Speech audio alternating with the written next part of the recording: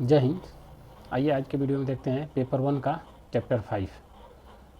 ठीक है, जो लोग इस चैनल पर नए हैं वो लोग इस चैनल को सब्सक्राइब कर लें और जिनको वीडियो अच्छा लगे लाइक करें, शेयर करें।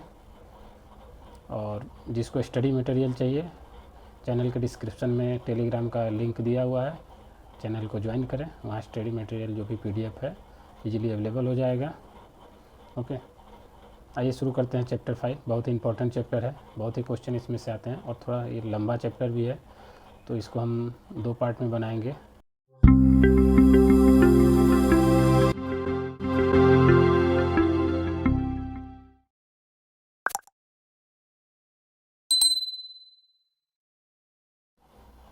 आइए शुरू करते हैं। B.Ed सेकेंड ईयर का पेपर 1 है, principle and method of learning, जिसका चैप्टर 5 है शिक्षण के प्रतिमान एवं उपागम। ठीक है, means approach and model of teaching. ठीक है, आइए शुरू करते हैं। शुरू करने से पहले जो लोग हमें फेसबुक से जुड़ना चाहें वो डिस्क्रिप्शन में ये इस PDF में ही नीचे लिंक दिया हुआ है। टेलीग्राम का भी है, फेसबुक का भी लिंक है और चैनल यूट्यूब चैनल का भी है, वो लोग जुड़ सकते हैं। आइए शुरू करते हैं। पहला है क्वेश्चन, प्रतिमान का क्या मतलब होता है। देखिए, प्रतिमान मतलब होता है मॉडल। मॉडल का क्या मतलब है, जैसे कोई भी चीज़ बनाया जाता है ना, उसका वो छोटा रूप पहले होता है। छोटा रूप बनाना ही मॉडल होता है। जैसे मान लीजिए कहीं स्कूल बनवाना है, तो स्कूल बनवाने के पहले एक लोग मॉडल बनवाते हैं कि स्कूल मेरा दिखेगा कैसा। उसी स्कूल का सेम साइज सेम चीज़ रहेगा, लेकिन वो छोटा रूप रहेगा, छोटा रहेगा। जैसे आप कहीं प्रदर्शनी वगैरह में जाते हैं, देखे होंगे वहाँ मॉडल बनाया जाता है, मॉडल रहता है। जैसे बारिश के पानी को कैसे संग्रहित करें, उसका भी मॉडल बच्चे बनाते हैं। तो एक मॉडल है कि कोई बड़े चीज़ का, बड़े इंडस्ट्री या कोई बड़ा चीज़ है, उसको एक छोटे रूप में दिखाना, वही होता है मॉडल। ठीक है, तो यहाँ पे है मॉडल का क्या मतलब है। तो ये H.C. वाइडल के अनुसार प्रतिमान किसी आदर्श के अनुरूप व्यवहार को डालने की प्रक्रिया कहा जाता है। चलिए, अब मॉडल तो यहाँ फिजिकली तो है नहीं, यहाँ पे जो पढ़ाने का सिद्धांत है उसके मॉडल की बात हो रही है। तो यहाँ H.C. वाइडन के अनुसार जो बोल रहे हैं H.C. वाइडन साहब कि प्रतिमान किसी आदर्श अनुरूप, माने कोई एक आदर्श होगा, कोई आइडियल होगा, उसी के अनुसार, उसी के अनुरूप व्यवहार डालने की प्रक्रिया को प्रतिमान कहा जाता है। मीन्स जैसे हमने मॉडल बनाया, कोई स्कूल का मॉडल बनाया, उसी के अनुसार हम अपना एक नया कंस्ट्रक्शन करके स्कूल बना लिए, तो उसकी मॉडल के अकॉर्डिंग वो बना। तो ऐसे यहाँ पे भी एक आइडियल कोई व्यवहार है, उस व्यवहार को बच्चे में, उसी के अकॉर्डिंग बच्चे में वो आदत डाल देना ही मॉडल कहलाएगा। मीन्स आदर्श के अनुरूप व्यवहार को डालने की प्रक्रिया को मॉडल कहते हैं, प्रतिमान कहते हैं। ठीक है, ये क्वेश्चन 2 देखते हैं। हाइमन के अनुसार शिक्षण प्रतिमान क्या होता है। शिक्षण प्रतिमान शिक्षण के बारे में सोचने विचारने के लिए आधार प्रदान करती है। मतलब शिक्षण के लिए जो सोचना विचारना होता है उसके लिए वो आधार प्रदान करती है। ठीक है, अगला क्वेश्चन देखते हैं। क्वेश्चन 3, भटनागर के अनुसार। भटनागर के अनुसार शिक्षण प्रतिमान की क्या परिभाषा है। देखिए, कई सारे वैज्ञानिक, कई सारे दार्शनिक अपना अपना दिए हैं। कुछ इंपॉर्टेंट लोगों का हम इसमें सम्मिलित किए हैं MCQ में। ठीक है, सबको हम नहीं सम्मिलित किए हैं, नहीं तो बहुत लेंदी हो जाता है और वो भी इम्पोर्टेंट भी नहीं थे। ठीक है, भटनागर के अनुसार था शिक्षण प्रतिमान शिक्षण सिद्धांत निर्माण करने के लिए आवश्यक तत्व तथा प्रत्यय प्रदान करता है। मीन्स शिक्षण सिद्धांत निर्माण करने के लिए, शिक्षण सिद्धांत निर्माण करने के लिए जो आवश्यक तत्व या प्रत्यय प्रदान करता है वही है शिक्षण प्रतिमान। अगला क्वेश्चन है, शिक्षण प्रतिमान का प्रयोग शिक्षक किस लिए करता है। भाई, शिक्षण प्रतिमान का क्यों शिक्षक उसका प्रयोग करता है। तो वो अपने शिक्षण को प्रभावशाली बनाने के लिए करता है। मतलब उस मॉडल का यूज करेंगे तो और प्रभावशाली बनेगा। जैसे मान लीजिए हम घर बनवा रहे हैं, तो घर ऐसे ही बनवाते चले जाएं और हमारे पास अगर कोई मॉडल है उसको देख देख के घर बनवाएं, तो जो मॉडल के अनुसार देख कर बनवाएंगे तो हमारा घर और अच्छा बनेगा। और ऐसे ही बनवा रहे हैं, कहीं से बता दिया कि अच्छा इधर से घेर लो, उधर से कर लो, तो वो फिर वो अच्छा घर नहीं बनेगा। अगर मेरे पास मॉडल है, नक्शा के अकॉर्डिंग मॉडल बनता है और उस मॉडल के आधार पर बनाएंगे तो हमारा घर जाके अच्छा बनेगा। वैसे ही यहाँ भी है, प्रभावशाली बनाने के लिए एक मॉडल बना लेते हैं शिक्षक और उसी के अकॉर्डिंग बच्चों को पढ़ाते हैं। अगला क्वेश्चन है, इनके जंगीरा एवं अजीत सिंह के अनुसार शिक्षण परिमाण की क्या परिभाषा है। देखिए, जंगीरा साहब और अजीत सिंह ने क्या कहा है, शिक्षण प्रतिमान क्रमबद्ध तत्वों का वह समूह है। क्रमबद्ध, ध्यान रखिए, क्रमबद्ध मीन्स स्टेप बाय स्टेप, ये नहीं कोई भी कभी भी पढ़ाना है, स्टेप बाय स्टेप तत्वों का वह समूह है जो निश्चित उद्देश्य की प्राप्ति के लिए, निश्चित उद्देश्य, उसका एक उद्देश्य होगा कि ये उद्देश्य है, उसको स्टेप बाय स्टेप करना है। ठीक है, जैसे हम लोग क्वेश्चन करते हैं ना स्टेप बाय स्टेप, वैसे ही स्टेप बाय स्टेप करना है। और वही क्वेश्चन को मतलब क्रमबद्ध तरीके से निश्चित उद्देश्य की प्राप्ति के लिए जो योजना बनाते हैं, योजना बनाना है, इम्प्लीमेंट नहीं करना है, योजना बनाना। इस पढ़ाने से पहले हम लोग एक योजना बनाएंगे जो, तो वही और उनको क्रियान्वित करने में सहायता करता है। मीन्स योजना बना लिया और उसको क्रियान्वित भी करना है, वही हो गया शिक्षण प्रतिमान जंगीरा साहब के अनुसार। ठीक है, अगला क्वेश्चन है शिक्षण प्रतिमान क्या होता है। अब देखिए इन सब के निष्कर्ष, इन सब के आधार पे शिक्षण प्रतिमान को कैसे परिभाषित कर सकते हैं। शिक्षण प्रक्रिया में पूर्व निर्धारित उद्देश्यों की प्राप्ति हेतु पूर्व निर्धारित प्राप्त प्रारूपों के अनुकूल विभिन्न शिक्षण क्रियाओं, विधियों, युक्तियों का सुनियोजित बहुमुखी प्रक्रिया है। मीन्स शिक्षण प्रक्रिया के लिए शिक्षण से पहले कुछ उद्देश्यों की प्राप्ति के लिए, मतलब कोई टॉपिक बच्चों को समझाना है तो उस टॉपिक के लिए एक निश्चित प्रारूप बना लिया जाता है कि ऐसे ऐसे शिक्षण करना है। वही जो प्रारूप है वही शिक्षण का प्रतिमान है, मॉडल है। ठीक है, अगला क्वेश्चन देखते हैं 7। शिक्षण प्रतिमाओं की क्या क्या विशेषताएं हैं। शिक्षण प्रतिमानों की क्या क्या विशेषताएं हैं। ठीक है, ये देखिए शिक्षण प्रतिमान की क्या विशेषता है। पहला, उचित शैक्षिक वातावरण पैदा करना। देखिए अगर मॉडल के हिसाब से पढ़ाएंगे, जो भी कोई मॉडल अगर है उसके साथ, तो उसमें क्या है, एक उचित शैक्षिक वातावरण पैदा होगा। सबको मालूम होगा कि इसके बाद क्या होना।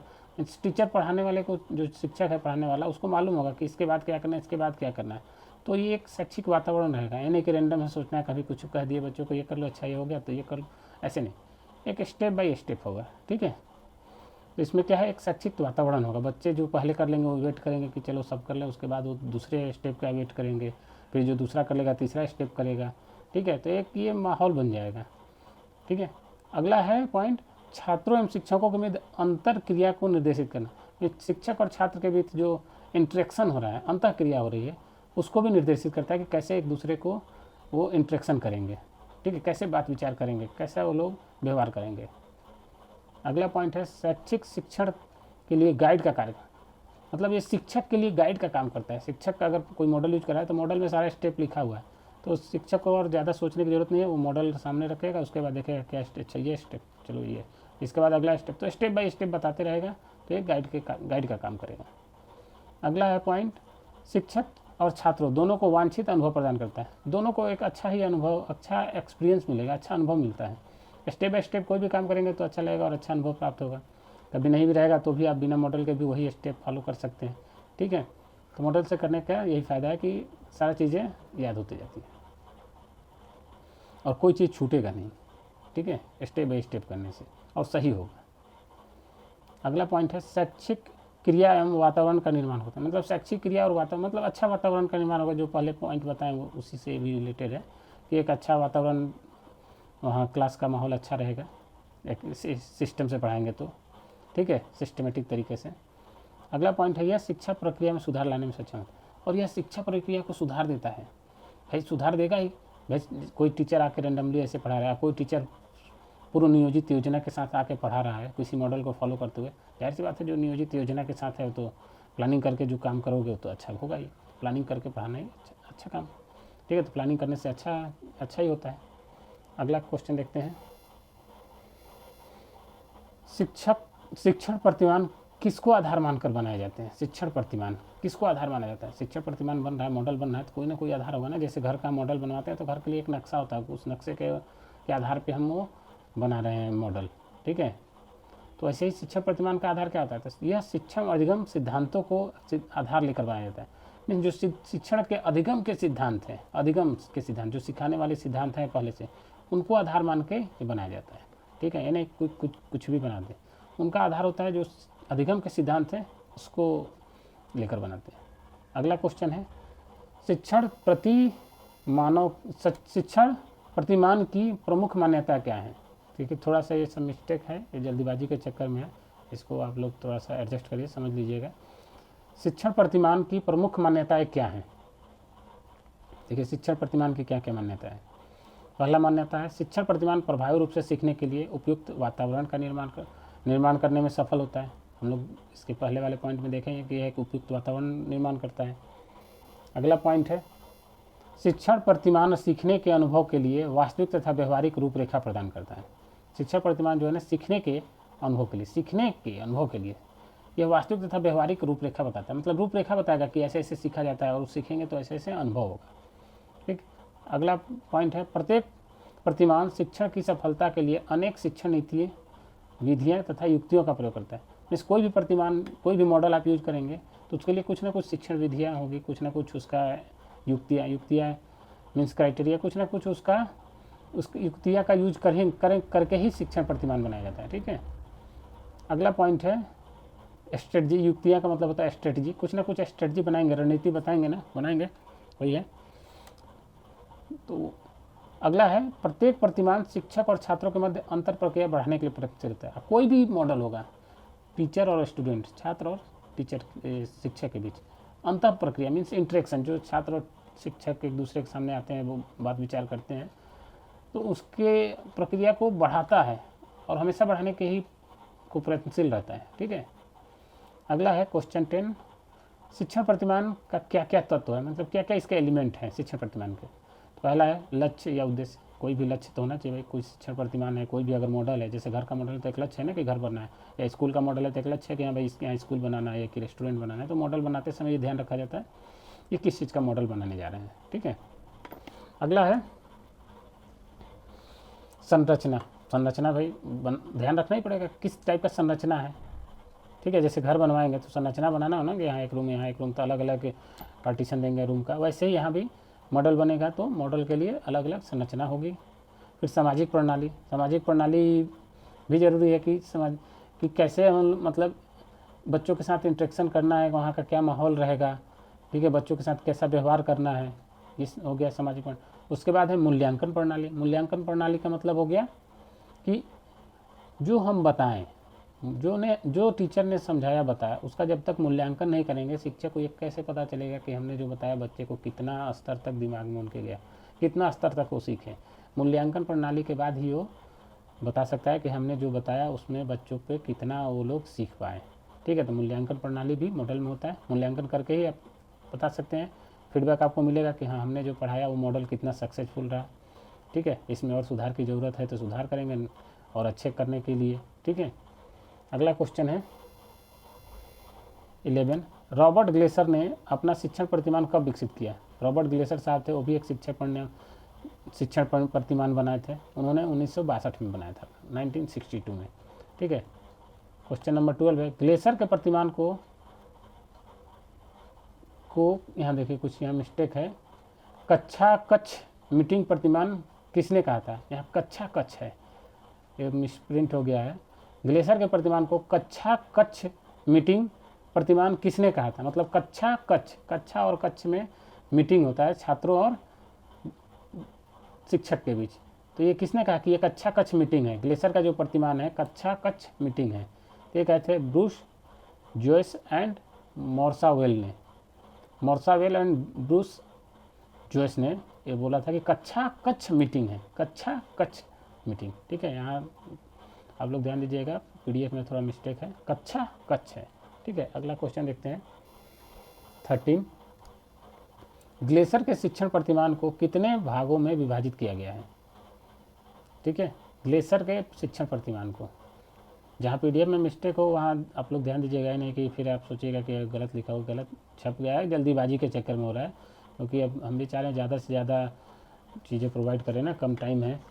ठीक है, क्वेश्चन है ग्लेसर के शिक्षण प्रतिमान को कितने भागों में विभाजित किया गया। तो ग्लेसर का शिक्षण प्रतिमान 4 भागों में विभाजित किया गया। कौन कौन, अनुदेशात्मक या निर्देशात्मक, मीन्स निर्देश देना, कोई भी शिक्षक शिक्षण करेगा तो निर्देश तो देगा ना, बच्चों ये करो ऐसे करो, ये पढ़ाते समय तो निर्देश ही दिया जाता है।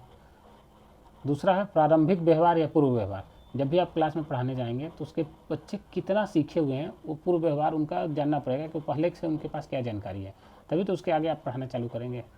पता चला पहले का जानकारी उनको है नहीं, आगे पढ़ाते जाएंगे आगे भी नहीं समझ में आएगा उनको, तो पूर्व व्यवहार भी जरूरी है। उसके बाद अनुदेशात्मक प्रक्रिया, जो हमने अनुदेश दिया, जो हमने इंस्ट्रक्शन दिए, उसके बाद वो लोग क्या कर रहे हैं, उसकी प्रक्रिया क्या है वो देखना। फिर निष्पादन मूल्यांकन, फिर उसका मूल्यांकन करना कि हमने जो पढ़ाया वो किस स्तर तक बच्चे ने सीखा। ठीक है, देखिए इसका अलग से डिटेल से आएगा क्वेश्चन 14, अनुदेशात्मक उद्देश्य का क्या मतलब है? अनुदेशात्मक उद्देश्य का क्या मतलब है? ऐसा उद्देश्य जो अनुदेश की समाप्ति पर प्राप्त हो, मतलब जितने इंस्ट्रक्शन हो, जो भी पढ़ाया गया उसके लास्ट में इंस्ट्रक्शन दिया जाएगा कि अब ये करो चीज़ें, तो ये हो गया अनुदेशात्मक उद्देश्य कि अब उनको ये करना है। जो भी टीचर पढ़ाया उसके बाद बोल दिया कि आप लोग ये अब करके दिखाओ। ठीक है, अगला क्वेश्चन है, डीकेको और क्रॉफोर्ड ने अधिगम और अनुदेश का मनोविज्ञान को कितने उद्देश्यों का वर्णन किया है?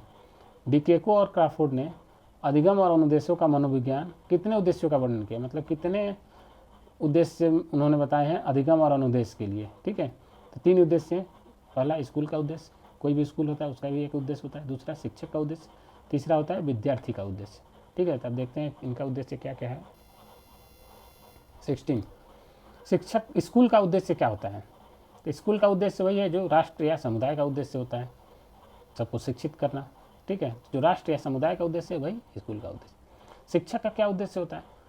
देखिए, शिक्षक का उद्देश्य कमोबेश स्कूल के उद्देश्य के आसपास रहता है, बट इनका उद्देश्य है कि विषय वस्तु, सामग्री, जो भी क्रियाओं का चयन आदि पर बल देना। मीन्स हम बच्चे को क्या पढ़ाएं, उसको पढ़ाने के लिए क्या क्या सामग्री चाहिए, कौन कौन सा मेथड यूज करना है, कौन कौन सा क्रिया कराना है, उन सब चीज़ों को कलेक्ट करता है, उस पर बल देता है, उस पर ध्यान देता है। क्वेश्चन 18 है, विद्यार्थी का क्या उद्देश्य होता है? विद्यार्थी का उद्देश्य, जो स्टूडेंट का उद्देश्य है वो योजना, जो विद्यार्थी अपना योजना बनाए कि भाई हमको पढ़ना है, इस चीज़ के लिए पढ़ना है, तो वो अपना योजना पूरा करेगा। उसने प्लानिंग किया है कि भाई हमें पढ़ने के बाद ये काम करना है कि ऐसे करना है, तो वो अपनी योजना को पूरा करता है। 19, पूर्व व्यवहार क्या कहलाता है? देखिए, पूर्व व्यवहार क्या है? नए व्यवहारों को संग्रह करने से पहले विद्यार्थी जो व्यवहार ग्रहण कर चुका है, पहले का जो व्यवहार ग्रहण कर चुका है, वह व्यवहार पूर्व, देखिए यहाँ फिर मिस प्रिंटिंग है, पूर्व व्यवहार कहलाता है। पूर्ण नहीं होगा, यहाँ पूर्व व्यवहार कहलाता है। पूर्व मीन्स पहले का व्यवहार, मीन्स नया व्यवहार ग्रहण करने से पहले, उसके बाद जो पहले से उससे रिलेटेड जो भी व्यवहार है वो उसके लिए पूर्व व्यवहार होगा। यहाँ मिस प्रिंटिंग है, पूर्ण नहीं होगा। ठीक है, अगला क्वेश्चन है, परिपक्वता का क्या मतलब है? परिपक्वता जैसे बोलते हैं ना, ये मैच्योर हो गया, मैच्योर मीन्स परिपक्व, तो उसका क्या मतलब, कैसे जानेंगे कि मैच्योर हो गया, परिपक्व हो गया? तो मार्टिन और स्टैंडलर के अनुसार जब प्रशिक्षण के बिना कुछ बताए बच्चे में कुछ क्षमता उत्पन्न हो जाए, मतलब कुछ करने की क्षमता उत्पन्न हो जाए बिना कुछ बताए नहीं और बच्चा वो काम कर लिया, इसका मतलब बच्चा परिपक्व हो रहा है, मैच्योर हो रहा है। ठीक है, बिना बताए अगर कोई चीज़ सीख रहा है तो। ठीक है, क्वेश्चन 21 है, पूर्व व्यवहारों का वर्गीकरण कितने प्रकार से किया गया है? ठीक है, यहाँ देखिए ये पूर्व व्यवहारों नहीं है, यहाँ पे पूर्व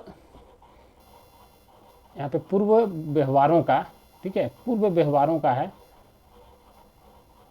पूर्व व्यवहारों का वर्गीकरण कितने प्रकार से किया गया है? भाई आप ही लोग के लिए हम जल्दी जल्दी कर रहे हैं, ध्यान नहीं दे रहे हैं, फटाफट टाइप कर रहे हैं कि भाई जितना ज़्यादा से ज़्यादा हो, लेकिन अब बहुत ज़्यादा मिस्टेक हो जा रहा है, ध्यान देना तो पड़ेगा अब। ठीक है, लेकिन फिर भी आप लोग एडजस्ट करिए। ठीक है, बस अभी 1 महीने की बात है, जो भी है तो आप लोग एडजस्ट कर सकते हैं इतना। ठीक है, तो पूर्व व्यवहारों का वर्गीकरण कितने प्रकार से किया गया है? पूर्व व्यवहारों का वर्गीकरण 3 प्रकार से किया गया है। ठीक है, पहला है अधिगम सेट, दूसरा है अधिगम योग्यताएं, तीसरा है अधिगम स्टाइल। ठीक है, अधिगम सेट, अधिगम योग्यता, अधिगम स्टाइल। ठीक है, तो अब देखते हैं अधिगम सेट, जब सेट को यहाँ सेट लिखा गया, देख रहे हैं कितना ही मिस्टेक है। अधिगम सेट,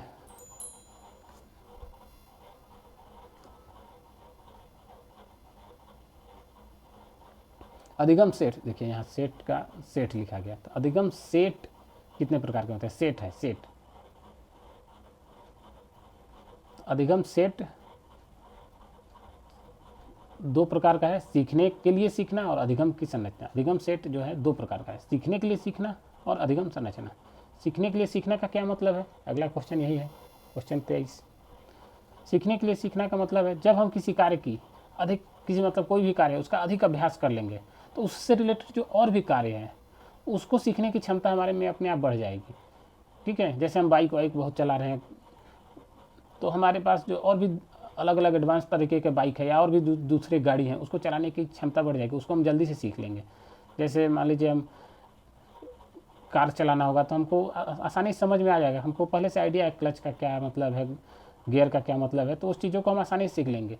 ठीक है, तो उसमें वो क्षमता हमारे अंदर बढ़ जाएगी। अगर कोई एक गाड़ी चलाने आ गया तो दूसरे तीसरे चौथी गाड़ी चलाने में सीखने में हमको उतना टाइम नहीं लगेगा। इसी को बोलते हैं सीखने के लिए सीखना। मतलब हमारी क्षमता, मतलब हमारे अंदर क्यूरियोसिटी बढ़ जाए कि हम ये भी चलाना सीखें, वो भी सीखें। उसका पर्पज़ ये नहीं रहेगा कि हमको चला के सीख कर ड्राइवर बनना है, ठीक है। बस सीखने के लिए सीखना, मतलब हम बस उसको सीख रहे हैं कि हमको आता है, ये सीख लिए हैं एक बताने के लिए, ठीक है। तो सीखने के लिए सीख रहा है वो, ये नहीं कि वो सीख रहा है कि ये भी गाड़ी चलाना सीख ले, वो भी सीख लें, सारा गाड़ी चलाना सीख लेंगे तो हम ड्राइवर बन जाएंगे, हमें ड्राइवर बनना है, ऐसा नहीं। वो सीखने के लिए सीखता है कि हमारे पास नॉलेज हो, सीखने है। कोई ये ना कहे कि हमको ये गाड़ी चलाने नहीं आता है, ठीक है। तो इस चीज़ को बोलते हैं सीखने के लिए सीखना। अगला है क्वेश्चन, अधिगम संरचना का क्या मतलब है। तो अधिगम संरचना का मतलब है किसी निर्धारित स्तर पर, किसी ऊपर नहीं होगा, नीचे वाले लाइन में होगा, इंटर एक वर्ड के बाद मारा गया है, ठीक है। किसी निर्धारित स्तर पर दिए गए कार्य को सीखने के लिए विद्यार्थी के पास जो भी क्षमता होती है, मतलब निर्धारित स्तर पर कोई एक स्टेप पर जो विद्यार्थी के पास सीखने की क्षमता होती है, उसे अधिगम संरचना कहा जाता है, ठीक है। अधिगम समय नहीं है, संरचना है, समय से ना है वो संरचना है, अधिगम संरचना कहा जाता है, ठीक है। उसे अधिगम संरचना कहा जाता है, ठीक है। अगला क्वेश्चन है, अधिगम योग्यताएं क्या हैं। तो वह प्रक्रिया जिनके द्वारा व्यक्ति को निष्पादन ग्रहण करता है उसे अधिगम योग्यता कहते हैं। मतलब अधिगम योग्यता मतलब कोई वह प्रक्रिया जिससे वो कुछ ग्रहण करता है, सीखता है, तो वही अधिगम योग्यता। हर बच्चे की अधिगम योग्यता अलग अलग है। शिक्षक एक बार बताता है, पता चला सभी को तो एक ही बार में समझ में नहीं आ जाता, पता चला 10 बच्चों में से 5 बच्चों को समझ में आया, 5 बच्चों को फिर शिक्षक दूसरी बार बताया, तो हो सकता है उसमें से 3 बच्चे को दूसरी बार समझ में आया, फिर शिक्षक तीसरी बार बताया, तो हो सकता है फिर बाकी जो 2 बच्चे हैं उनको भी समझ में आया। इन सीखने की योग्यता, ठीक है। अधिगम योग्यता में सीखने की योग्यता, कितना जल्दी वो सीख ले रहा है, ठीक है। अगला क्वेश्चन है, अधिगम स्टाइल क्या है। अधिगम स्टाइल सीखने के दौरान सूचना प्राप्त करने का व्यक्तिगत ढंग, वो है अधिगम स्टाइल।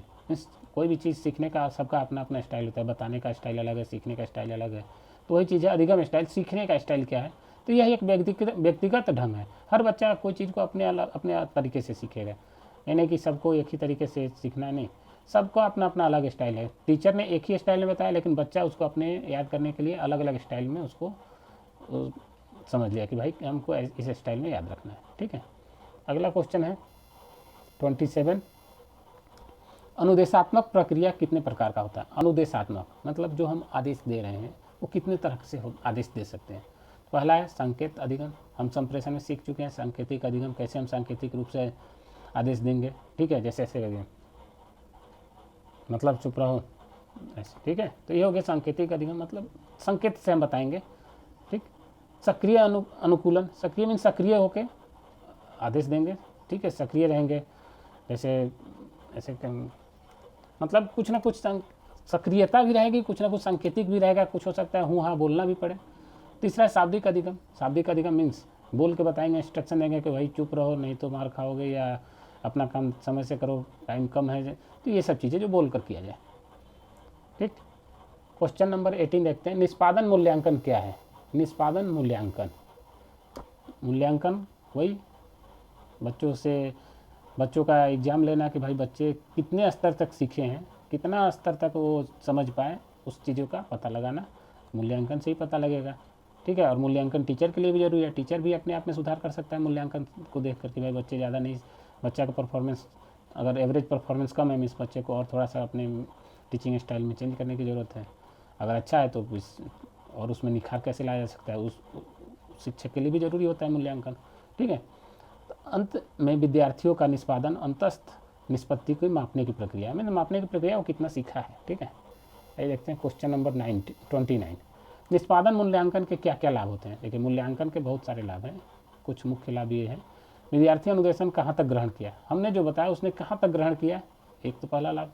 दूसरा, पृष्ठ पोषण द्वारा पूर्व व्यवहारों की उपयुक्तता का पता चलता है। पृष्ठ पोषण मीन्स फीडबैक लेंगे तो पता लगेगा कि वो पहले से कितना सीखा है। ये भी एक तरह से मूल्यांकन ये पता लगा रहे हैं एग्जाम से पहले या कभी भी कि फीडबैक ले रहे हैं कि वो कितना सीख चुका है या कितना पहले से जानकारी है या कितना आप सीखा है। जब तक पूछेंगे नहीं तो पता कैसे चलेगा, तो पूछना ही वही फीडबैक हुआ, हमने पढ़ाया फिर पूछा कि भाई कितना समझ में आया, तो हो गया फीडबैक, ठीक है।